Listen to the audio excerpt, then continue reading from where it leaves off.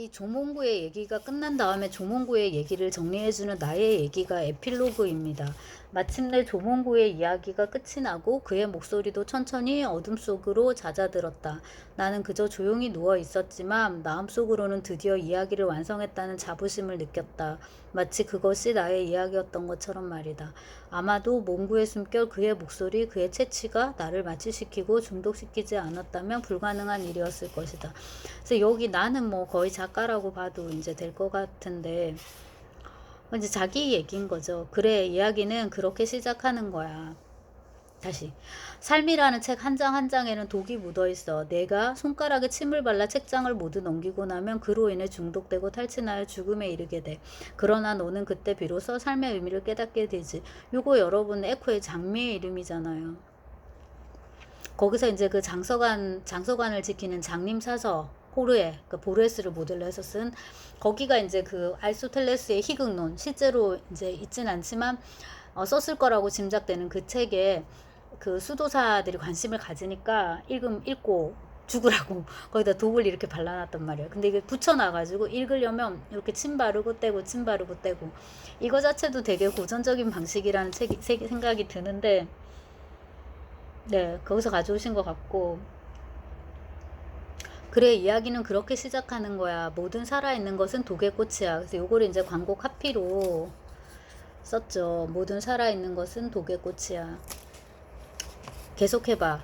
이야기가 끝나면 나도 치유될 거야. 이런 식인데, 그 말이 나왔으니 말이지. 참, 우리는 그 에코의 장미의 이름 같은 소설을 못 쓰겠네요. 네. 그러니까 그게 지식의 덩어리도 지식의 덩어리지만, 결국에는 이제 그 에코가 장미의 이름과 관련하여 이제 했던 말대로 자기는 플롯을 너무 좋아한다고. 알소텔레스의 옛날부터 어릴 때부터 알소텔레스의 찬미자라고. 그게 맞는 것 같더라고요. 결과적으로는 이게 이야기의 힘이어야 되는데, 제가 이번에 최수철 소설을 그 사랑의 알레고리 그거랑 이거를 다시 이제 오랜만에 보면서, 고전의 갓길에서의 짧은 밤인가, 그것도 좀 재밌게 읽은 것 같은데, 최수철은 말씀드린 대로 그 낱말 하나의 개념, 뭔가 이렇게 자기를 이렇게 확 끌어당기는 어떤 게 있어요. 그런 대상이 있으면 그거를 잡고서 굉장히 집요하게 이제 파고 들어가지고 이야기를 만드는데, 그 이야기 자체가 이야기를 풀어나간다는 느낌은 주지 않아요. 그러니까 그 개념을 가지고서 그 개념을 자기가 이렇게 풀어가는 거지. 그러니까 인물들도 되게 생기가 좀 없고 하나의 관념이라는 이제 그런 느낌을 많이 준단 말이죠. 그거를 이제 그 작가의 말에서 많이 이제 써놨던데, 차라리 작가의 말이 더 재밌어요. 여기 작가의 말 처음 시작할 때 말벌에 쏘인 경험을 얘기를 하시는데, 지난해 봄에 아침녘에 집마당에서 말벌에 쏘였다. 순간적으로 나는 아나필락시스 쇼크를 머리에 떠올렸다. 요즘 그 코로나 백신 때문에 이 용어를 많이들 들으셨을 텐데 막 다 팔이 부어오르고 되게 힘들었나 봐요. 근데 이게 예전에도 조부모 산소를 찾았다가 말벌에 쏘여서 일주일이 넘도록 오른팔이 퉁퉁 부어올랐던 적이 있어서 이번에 이제 쇼크가 올지도 모른다는 생각에 가슴이 털컥 내려앉았다. 근데 말씀드렸듯이 그게 환갑에 가까워지는 나이신데 부모도 아니고 조부모 산소를 찾는 이런 성명 문화에 아직도 네, 동참하고 계시네요. 아무튼 이제 과연 불과 몇 분 지나지 않아 두 팔의 피부에 땀띠 같은 것이 돋고 땀이 비처럼 쏟아지고 위장이 부풀어 오른 듯 가슴에 뻑뻑한 통증이 느껴지고 침을 삼킬 수 없고 무섭잖아요. 숨쉬기 어렵고 세상이 희뿌옇게 보이고 몸의 균형을 잡을 수 없었다. 그러니까 이게 소설가니까 이 정도 묘사를 해주지 보통 사람들 같으면 정신없어 밖에 안 될 것 같거든요.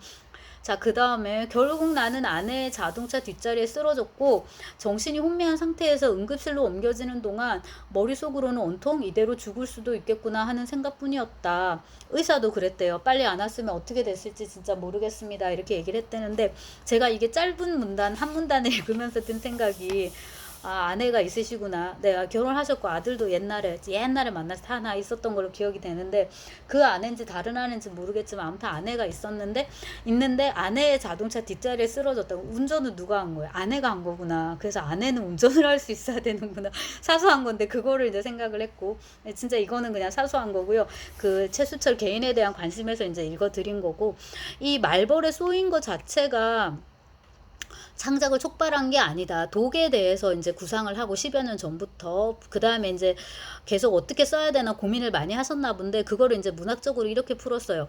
그러나 본격적인 작업에 들어서는 데에서는 매번 장애를 겪었다. 그 까닭은 우선 독을 단순한 물질적인 차원에 그치지 않고 정신적이고 상징적인 차원으로까지 확장하기가 어려웠고 또한 독과 약 사이에 서로 대립적이면서도 역설적으로 상응하는 미묘한 관계를 포착하는 게 무척 까다로웠기 때문이다. 근데 이 부분인데 이 부분에 알레고리가 너무 강해가지고 근데 이제 그 덕분에 최서 소설은 되게 관념적이고 철학적인 그런 이제 느낌을 많이 주게는 됩니다.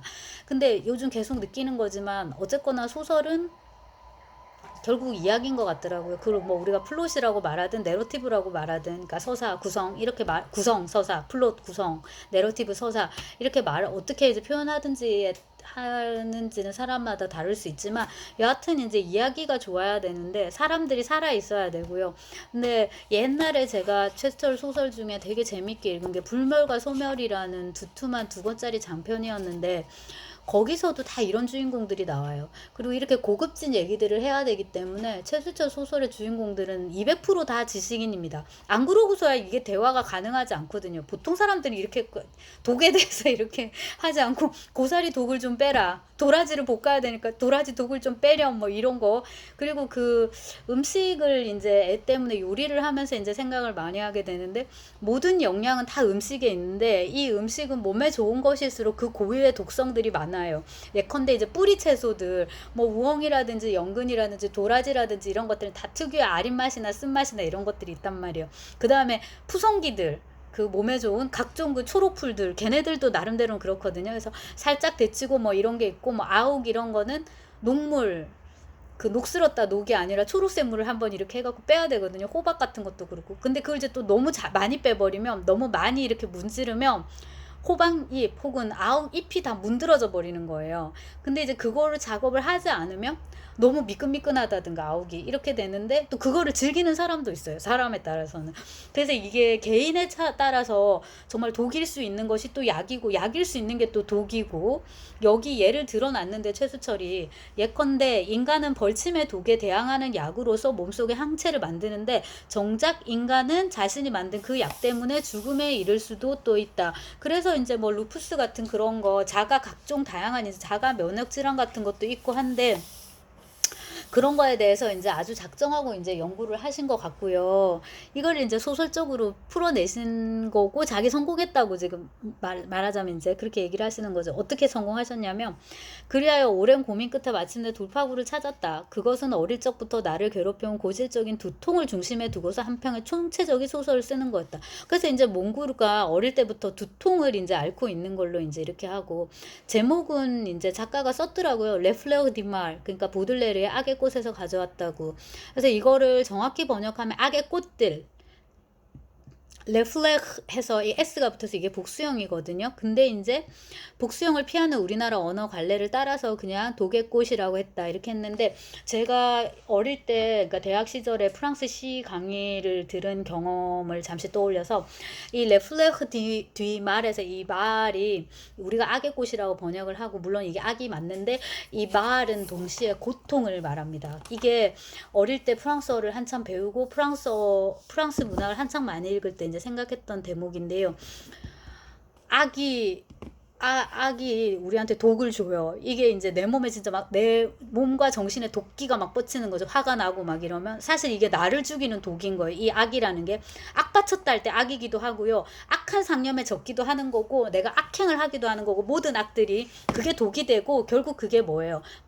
고통인 거예요. 그래서 레플렉 디말 하면은 그게 악의 꽃이기도 하지만 악의 꽃이죠. 번역은 물론 그게 맞는데 거기에 고통이 들어있다라는 거를 한 번쯤 염두에 두시고 그 다음에 몰랐는데 지금 책을 읽다가 이번에 보니까는 해설을 평론가 손정수가 썼습니다.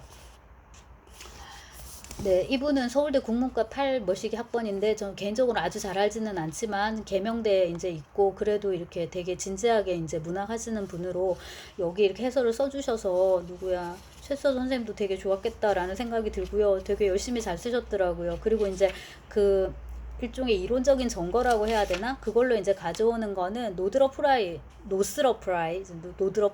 비평의 해부라고, 저도 어릴 때 많이 읽은 책인데 이제 그거를 가지고 와가지고 이렇게 이제 작품을 분석을 하셨고요. 책을 조금 더 꼼꼼하게 읽어야 되는데 조금 그렇지 못해서 그게 되게 아쉽고, 제가 지금 약간 마음이 콩밭에 가 있어서, 이 콩밭이 어디냐면은 지금 SF이기 때문에 이때 신나는 이제 소설을 읽기 전에 약간 뭐랄까 이런 진지한 소설을 한번 읽어봤고요. 우리 문단의 이질적이고 희귀한 존재감이랍니다. 근데 여기 최수철 인터뷰 같은 걸 이렇게 찾아보니까 이거 갖고 독립문학상을 받으셨는데, 그러니까 작년 아니고 재작년에 받으셨더라고요. 근데 작년에는 김수미 받았네요. 아무튼 근데 이제 보니까 상이라는 거는 갑자기 이렇게 나한테 턱 주어져야 되는데, 이거는 막 우기고 우겨서 받은 것 같다고 그런 말씀이랑, 그 다음에 아마 자기가 독립문학상 후보에 제일 많이 올랐을 텐데 급기야 귀엽고 받게 됐다, 이런 식의 이제 소감, 그런 것도 이제 흥미로웠고, 그 상 받기 전에 예스24에 칠문칠답인가, 저도 이거 책 낸 걸로 가지고, 저도 이걸로 가지고 한번 그 칠문칠답 한 적 있거든요. 소설을 내면은 그런 거 하라고 안 하고, 이제 이런 에세이집은 그나마 조금 이제 해주는데, 또 반면에 이런 연구서 있죠. 이런 건 절대로 칠문칠답 이런 거 없어요. 아무튼 이제 그거 하셨더라고요. 이 독의 꽃 내고. 그래서 최수호 선생 소설 치고는 그래도 좀 주목받았구나 싶고, 요즘은 뭐에 관심 있냐 물었더니 바퀴를 얘기를 하셨더라고요. 바퀴, 굴러가는 바퀴, 동글동글 굴러가는 바퀴. 그러니까 이거는 이제 원형이고 무한히 순환하는 거고, 그 다음에 윤회설 이런 것도 떠올릴 수 있고요. 뭐 니체의 영혼회귀 이런 것도 떠오르고, 바퀴하면 떠오르는 것도 엄청 많은 거야. 그리고 이제 저는 떠오르는 게 황동규의 시죠. 나는 바퀴를 보면 굴리고 싶다. 그러니까 굉장히 직물적인 시. 그렇게도 쓸 수 있을 거고, 최수철은 이제 최수철 식으로 그렇게 쓸 수 있을 것 같고요. 그 다음에 이제 또 다른 뭐 인터뷰 이런 거 찾아보니까, 제가 지금 자료를 이렇게 보고 얘기하는 게 아니고 생각나는 대로 얘기하는데, 불문과를 나와가지고 서울대 박사학위까지 받았지만은 본인은 딱히 불문학자로 살지는 않았어요. 그러니까 학자로 산다 함은 대학에서 뭐 프랑스어나 프랑스 문학을 가르친다 이런 것도 있지만, 그보다는 혹은 그와 나란히 글을 써야 되잖아요. 논문을 쓰고 연구서를 쓰고 이런 걸 해야 되는데, 불문학과 관련하여 딱히 그런 연구 활동을 하시지는 않은 걸로 알고 있고요. 박사 논문 쓴 이후에. 대신에 이제 번역을 좀 하셨는데, 르클레지오의 머시기 뿌아송, 황금 물고기 뿌아송도, 그래서 이제 그런 거 번역하셨는데, 거기 인터뷰에 그렇게 썼더라고요. 소설가한테 번역이라는 게 이제 일장일단이 다 있는데, 본인을, 그러니까 스스로를 번역가로 딱히 생각하지는 않으신다고.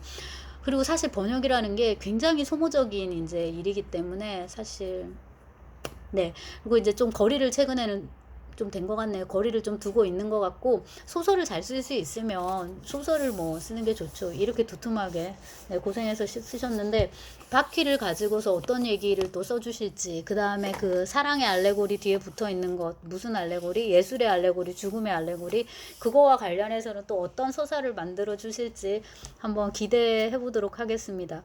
그리고 저 뒤에 저 보이는 거 저거 보라색 꽃, 저거 도라지인데,